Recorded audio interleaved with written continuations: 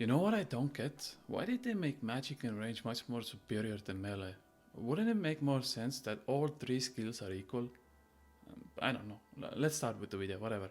Before we start, I just want to say big love, big thank you to each and every one of you on this screen right now. It warms my cold and black heart seeing these comments under my videos. It's just big love all around. Thank you. Thank you so much. Back to my first point though. Why is Mage and Range so much better? Think about it.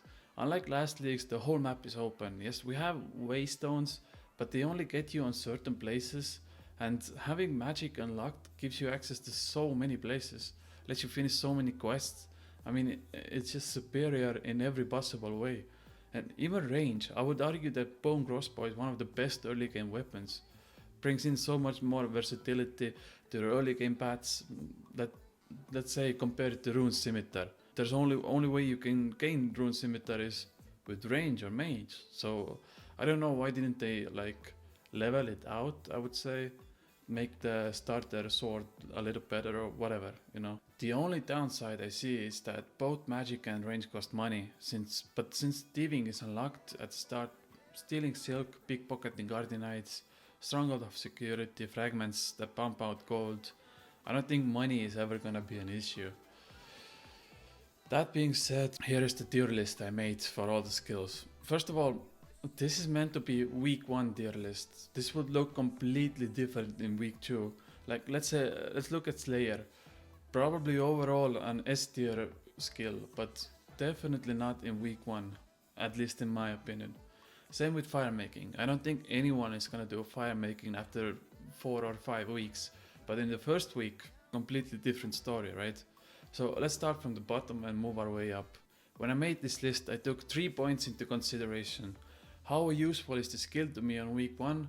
How many points can I get from it on week 1? And how much it costs to unlock?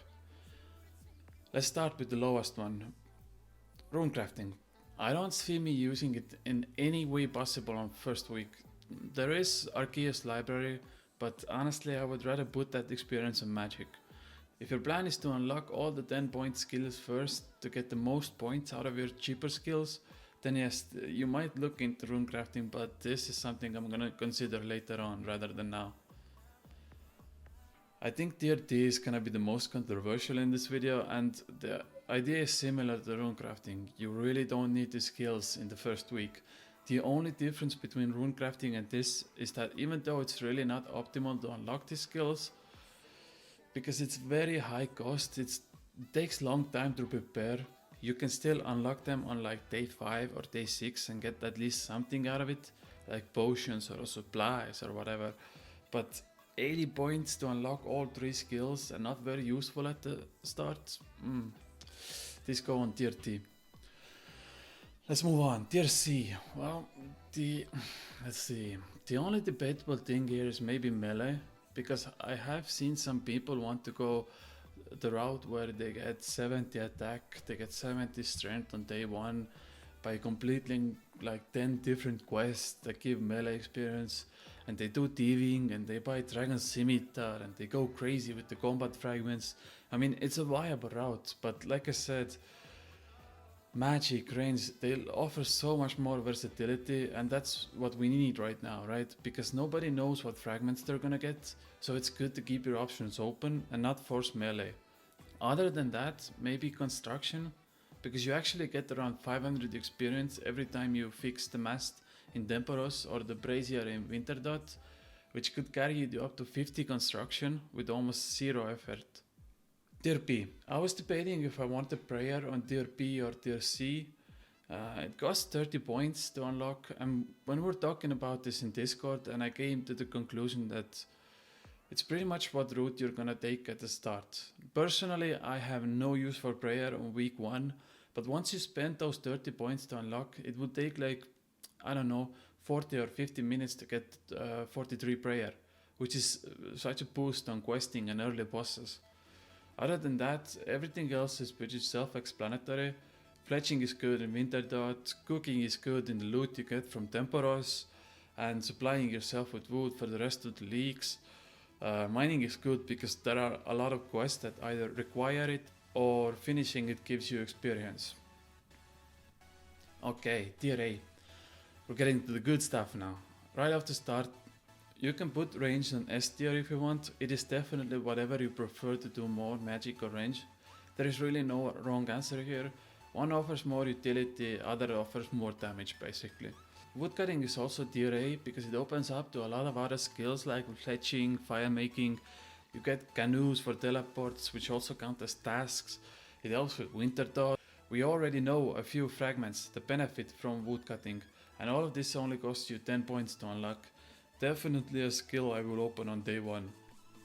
Fishing is debatable, but my day 1 plan definitely includes Temporos, and there is 2 important quests at the start, fishing contest and sea slug, that get you started. It's already unlocked, so you don't have to spend any points on it. And lastly, look at this picture. This confirms 2 things.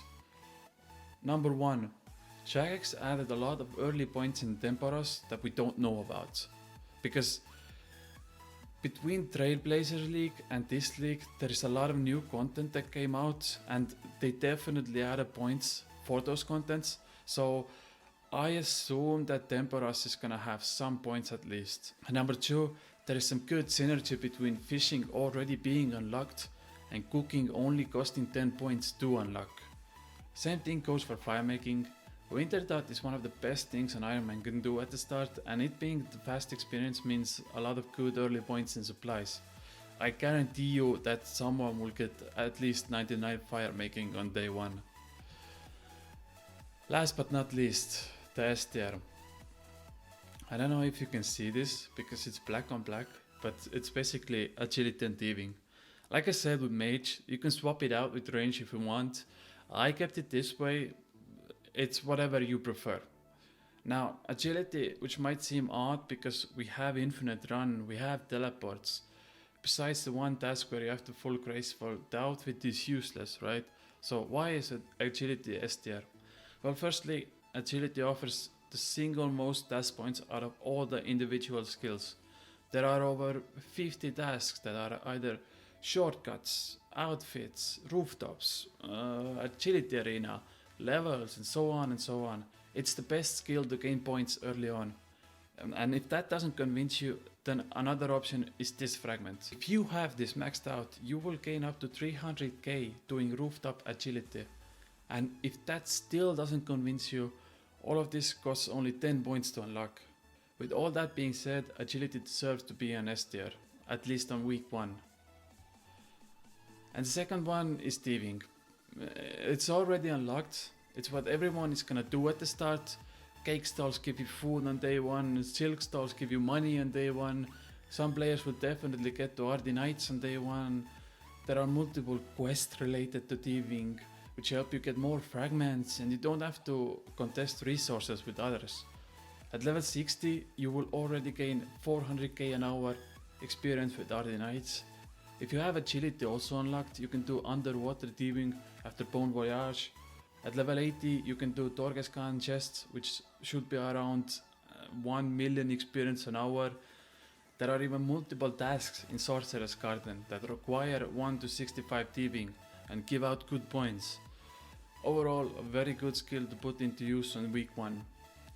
But that pretty much does it. Before I go, there was a new fragment we got to see yesterday, and I absolutely love this one. Let's say you have it maxed out and you get like 150 gargoyles or whatever, a slayer task that is 150. That heals you for a total of 450 HP, which is basically a full inventory of sharks. It also works with the only set effect we know, which deals more damage the less HP you have. You want to get low HP to deal more damage, but you don't want to be afraid of dying, because this will basically balance it out. You lose HP, you gain HP. Tell me if you disagree with me, either with the tier list or the fragments. I'm open to discussions, but for now, I'll see you guys in a few days. Bye. My brothers don't die, we just pussy bop. I tell you, I got to link me at the coffee shop. Getting freaky in the sheets, we're taking body shots. Then I finish with a facial just to top it off.